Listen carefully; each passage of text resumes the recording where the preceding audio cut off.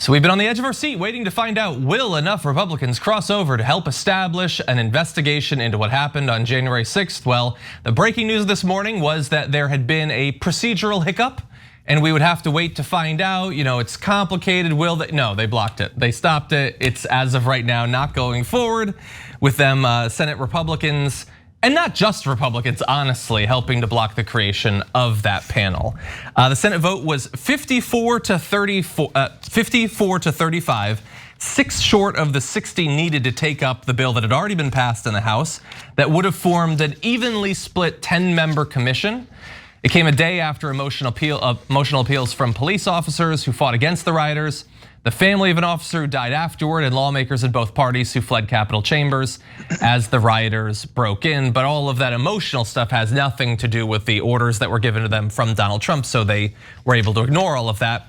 Really fast though, I do want to just give a little bit of credit to Ryan Grimm, who rightfully points out that it is amazing that on something fairly important like this, a 54-35 vote can be described as a stinging loss or a stinging defeat there. Because that's how America works. If you can hold on to about a third of the country, you can do whatever you want, you can stop whatever you don't want. But as I said, it was not just the lack of Republicans crossing over. In the end, a bunch of people didn't even show up to vote. 6 Republicans did vote with Republicans, 11 senators, including 9 Republicans and 2 Democrats, just missed the vote entirely. Maybe they were still so terrified of being in the Capitol that they refused to come back. But I found one interesting inclusion on that list. And it was pointed out in a nice little back and forth by Jesse Rodriguez, who points out that before the vote, Senators Manchin and Sinema joined together to put out statements saying, we employ our Senate Republican colleagues to work with us to find a path forward on a commission to examine the offense of January 6th. But if Republicans did try to work with Kyrsten Sinema, they found it difficult since she didn't even show up for the vote. She didn't even take part in the end. No, there's a good chance she's going to become a Republican. I was wondering why in the world would any Democrat miss this vote? It's not like they're on the campaign trail or anything along those lines. And so remember, if the 2 Democrats vote, it's 56. They still don't have enough, but Toomey was a 7th Republican who also didn't show up, but bothered to say, yes, I would have voted yes, right? So that would have been 57. So it wasn't like a foregone conclusion that Democrats were gonna lose. Sinema didn't show up anyway because she didn't want to be on the record. Those 9 other Republicans definitely didn't want to be on the record. They're like, look, if the coup goes the wrong way, we don't want to seem like we were part of the coup. But if it goes the right way, I want to say, oh yeah, of course, I voted against that January 6th commission, dear leader. And I'm totally in favor of your authoritarian rule. So those are the cowards in the Republican Party. But the most important part of this vote, guys, is that's it. Any talk of the Republicans working with Democrats on any agenda is gone. Anyone going forward that is talking about that is a 100% liar. Because at this point, even they know that there is no hope, no prayer of the Republicans ever voting with the Democrats on anything, unless, by the way, the Democrats actually pass a Republican proposal. Then they would be in favor of it. And then at that point, barely, right? So this was the easiest one, because not just because, hey, look, they came to try to kill us. Maybe we should investigate the people trying to kill us. It doesn't get any easier than that, right? But also because they gave the Republicans every single thing they wanted. They wanted, not to be fair, there was one thing that Kevin McCarthy wanted. It's like, can we also investigate other random acts not related to January 6th? But outside of that, they gave them everything else. They said, evenly split, you guys they could have tanked the commission because they had the same number of votes as Democrats, even though they don't control the House or the Senate. They said, we'll give you even coverage anyway. They could have blocked all witnesses, effectively. They could have done anything to block it.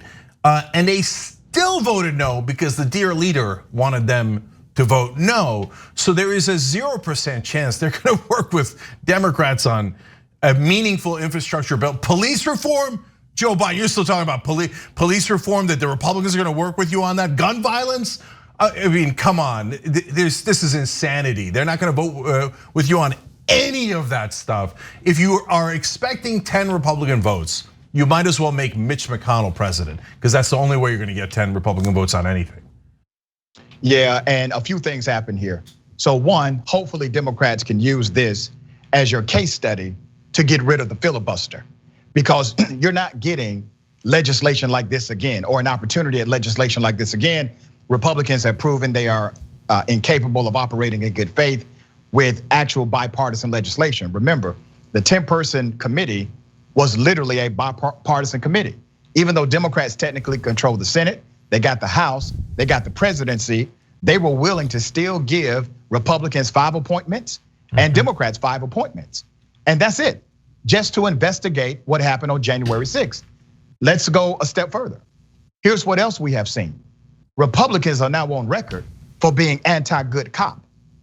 There were Capitol Police who were injured, dead. They're connected to families. How are you pro-police, but you're anti-good police or good policing at the Capitol?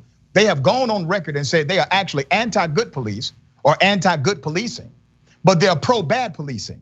These are the same Republicans that would defend a cop for killing an unarmed black man or black woman.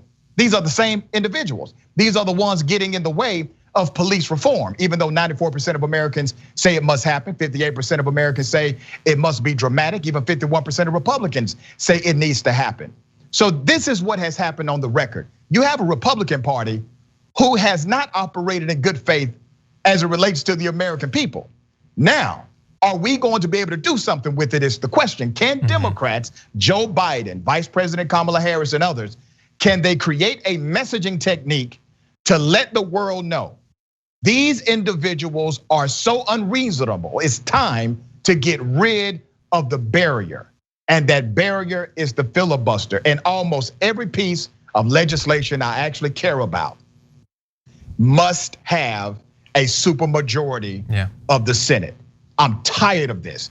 These guys will not loose from Donald Trump.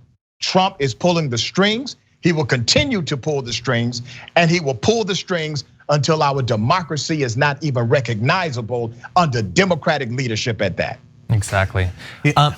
So Dr. Richey was bringing up, the prospects possibly for this demonstrating how, even though it doesn't need to be demonstrated, how the filibuster has to go. We already know that. We already know that they're lying. And I'm not going to read Joe Manchin's comment because he said in advance, we could find 10. They didn't. He's not going to learn because he wasn't expressing an actual position. He was making noises at a reporter. That's it. But I do have another senator with a really frustrating stance on the filibuster that I'd love to hear your reactions to. So Sahil Kapoor asked Dianne Feinstein if the filibuster stopping the establishment of the commission would lead to her being willing to get rid of the filibuster. She said, I don't see us abolishing the 60-vote threshold. I don't. This is the first time I've heard it. No one has proposed it. No one has talked to me about it. So it's a non-issue. Yeah. Nobody has mentioned the possibility of reforming. I mean, we can bring up her statement from her office in March where she talks about the potential need to reform or eliminate the filibuster if the Republicans continue to abuse it. She says, I'm open to changing the way the Senate filibuster rules are used, but apparently that statement was not delivered to Dianne Feinstein, so nobody's talked to her about it. No, guys, it's not even, no, but seriously, it's not even funny. We talk about, or people in politics talked about, hey, does Joe Biden have dementia? Does Donald Trump have dementia? They're both in their 70s, etc. There is no question that Dianne Feinstein is in mental decline. I'm not saying it because of the story. We covered it before. People in the Senate will go talk to her, and she will not remember what they said earlier in the day. She will not remember what they said the day before. She will say things and then not remember the thing that she said. No, it's over. I don't know what it is technically, dementia, Alzheimer's, whatever it is. This is not a political trick. This is not anything. She's a Democrat. She has mental health decline. There is absolutely no question about it. Gavin Newsom has already started talking about who to appoint in her place, even though she never said that she was going to step down. The Democratic Party is all 100% aware that Dianne Feinstein is not mentally healthy at this point, okay? And it's super sad to say it.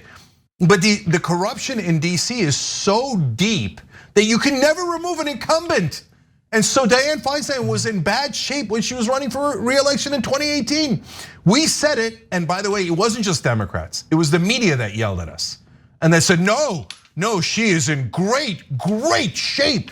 Oh my God, she's such a respected, wonderful progressive. What are you guys doing? No. It is abundantly clear to everyone. You must get her out of office. Democrats, have you no conscience? Have you no conscience, right? And it's not even fair to her, for God's sake, her staff, her family. I think she had a terrible career, okay? But I am in the minority. Everyone in Washington will kiss her ass. But while she's still celebrated among people who matter, have her retire, right? I don't know that, I think Gavin Newsom's a corporate Democrat. I'd be shocked if he put a progressive in there. He should put Barbara Lee into that seat, and she's earned it. She's an amazing woman, and he said it should be an African-American woman. Perfect, right? And it would balance out. She's as progressive as we're gonna get in California. California is incredibly progressive, the voters are, etc. But I don't think he'll do any of that. Yeah, that'll bar her. Yeah, but this is not about that. We cannot have Feinstein forgetting her own position and then coming out against the filibuster. That's insane. And you're right, John, about Manchin, and he calls this vote unconscionable. Unconscionable for what? What are you talking? You're unconscionable, right? But these guys, Manchin, Sinema, and now apparently Feinstein, they're going to destroy our government. They're not going to let the Democrats pass anything, and it is an absolute guarantee that the Republicans will run and say, "See, the Democrats didn't pass anything." That's exactly what they'll say. Yeah, and look at how, I mean, to Rashad's point about how much Trump is taking control of the Republican Party, McConnell said Trump should be investigated right after he voted to clear him on impeachment. He said, no, I'm asking for an investigation. He has now turned around, he actively lobbied against this vote and said, please do not investigate Donald Trump. That's because Mitch McConnell is a coward, has no leadership left, a total loser, and is now just another servant of Donald Trump, just like Ted Cruz, Lindsey Graham, and the others. But when Biden listens to Manchin, who listens to McConnell, then Biden is ceding his presidency to Donald Trump. What the hell did we all vote for? Yep. What the hell did we all vote for? Biden, I don't care about the people in DC. We're so polite. Oh my God, hey, be careful what you say about the powerful. Oh, no, I don't care. Do something now, otherwise you're incredibly weak. And you're gonna let them destroy every part of your agenda if in fact it's your actual agenda. What I'm worried about is you ain't weak, it isn't your agenda. You want to actually deliver for the people you said you'd deliver for, your donors, when you told them nothing would fundamentally change. Thanks for watching The Young Turks, really appreciate it. Another way to show support is through YouTube memberships. You'll get to interact with us more. There's live chat emojis, badges. You've got emojis of me, Anna, John, JR, so those are super fun. But you also get playback of our exclusive member-only shows and specials right after they air. So all of that, all you gotta do is click that join button right underneath the video. Thank you.